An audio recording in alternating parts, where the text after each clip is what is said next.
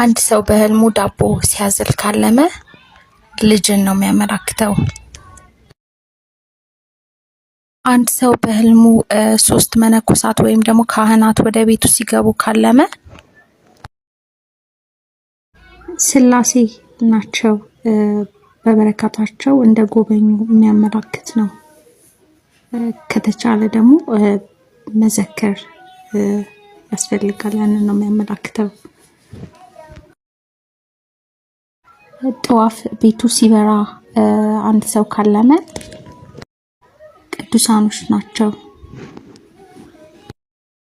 አንድ ሰው በህልሙ የቤቱ ጣሪያ ሲነቀል ካለመ ከቤት ውስጥ የእግዚአብሔር ጸጋ እንደወጣ የሚያመላክት ነው። ስለዚህ መጸለይ በደንብ ያስፈልጋል።